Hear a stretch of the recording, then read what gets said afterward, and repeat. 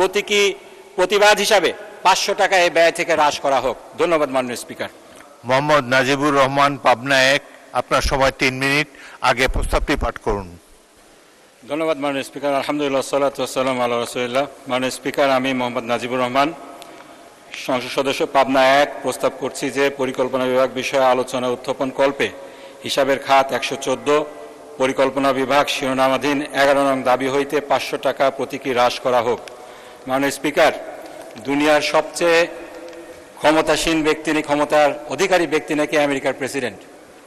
তিনিও যদি অতিরিক্ত অর্থ খরচ করতে চান, সেক্ষেত্রে কংগ্রেসের অনুমতি লাগে।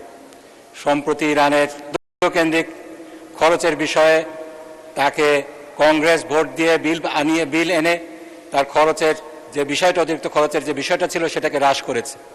এদিক দিয়ে তিনি বাংলাদেশের প্রেসিডেন্টকে ঈর্ষা করতেই পারেন। বাংলাদেশের প্রেসিডেন্টকে সংবিধানের 91 অনুচ্ছেদ অনুযায়ী যে ক্ষমতা দেওয়া হয়েছে, অতিরিক্ত খরচের ব্যাপারে ওনাকে কারোর কাছে জবাবদিহি করতে হয় না। তিনি খরচ করবেন, তারপরে এটা রবার স্ট্যাম্পের মতো সম্পূরক বাজেট হিসাবে সংসদে পেশ করা হবে। আমাদের পাশ করা ছাড়া আর কোনো উপায় থাকবে না। মাননীয় স্পিকার, এই বিষয়টাকে অ্যাড্রেস করার জন্য একটি আইন হয়েছিল, সরকারি অর্থ ও বাজেট ব্যবস্থাপনা আইন 2009। সেখানে 12 নম্বর ধারায় যেটা বলা হয়েছে, সংশোধিত বাজেট যথাসম্ভব প্রত্যেক বছরের মার্চ মাসের মধ্যে পেশ করিতে হইবে। সময়ের সাথে সাথে দেখা দেয় নিত্য নতুন প্রয়োজন। রেডি থাকতে হয় প্রতি মুহূর্ত। তাই এলো ইনোভার, যেন আপনি লাইফে থাকেন রেডি প্রতিদিন। Innova, designed for now. এক্ষেত্রে যথাসম্ভব এই শব্দটার অ্যাবিউজ করে, মিসইউজ করে বাজেট, সম্পূরক বাজেট কখনোই মার্চ মাসে দেওয়া হয় না। যথাসম্ভব বলতে কি বোঝানো হয়েছে, এটার যথাযথ ব্যাখ্যা দরকার রয়েছে। কেন সরকার মার্চ মাসে সম্পূরক বাজেট দিয়ে ব্যর্থ হলো? মার্চ মাসের পরে এপ্রিল গেল, মে গেল, 2টা মাসেও সম্পূরক বাজেট দিতে ব্যর্থ হলো। জুন মাসে এসে সম্পূরক বাজেট দিল। এই ব্যাপারে সরকারি দলকে, যারা এই সম্পূরক বাজেট নিয়ে এসেছেন, তাদেরকেও জবাবদিহির আওতায় আনতে হবে। সেজন্য আমার প্রস্তাব রয়েছে, স্পেসিফিক প্রস্তাব।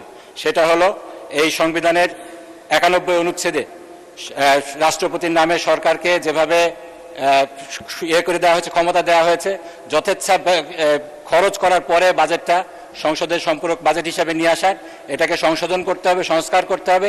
পাশাপাশি সরকারি অর্থ এবং বাজেট ব্যবস্থাপনা আইনের যে স্পিরিটটা রয়েছে, মার্চ মাসের মধ্যে সম্পূরক বাজেটটাকে আনতে হবে। এখানে কোনো যে ধরনের এখতিয়ার দেওয়া হয়েছে, যথাসম্ভব এই ক্লজটার মাধ্যমে এটাকে উঠিয়ে সম্পূরক বাজেটকে মার্চ মাসের মধ্যে পাশ করে তারপরে অতিরিক্ত যে অর্থটা খরচ করার বিষয় আছে, সেটা সরকারকে করতে হবে। আমি সেজন্য যেটা বলছি, এটাকে যেহেতু এই খাতে 12,500 কোটি টাকা অতিরিক্ত খরচ করা হয়েছে, জাতি জানতে চায় এটা কোন খাতে খরচ করা হয়েছে। একটি বই দেওয়া হয়েছে আমাদেরকে, সংশোধিত বার্ষিক উন্নয়ন কর্মসূচি, সেখানে বলা হয়েছে 12টা প্রকল্প আনা হয়েছে। এত অতিরিক্ত টাকা খরচ করা হলো।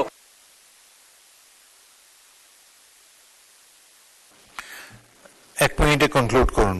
আমার আধা মিনিট লাগবে মাননীয় স্পিকার। ধন্যবাদ আপনাকে। এই বিষয়ে অস্পষ্ট রেখে এই বিলটি পাশ করা কোনোভাবে উচিত হবে না। সেজন্য আমার যেটা প্রস্তাব, প্রতীকী প্রতিবাদ হিসাবে 500 টাকা এই ব্যয় থেকে হ্রাস করা হোক। ধন্যবাদ মাননীয় স্পিকার। ধন্যবাদ মাননীয় সদস্য।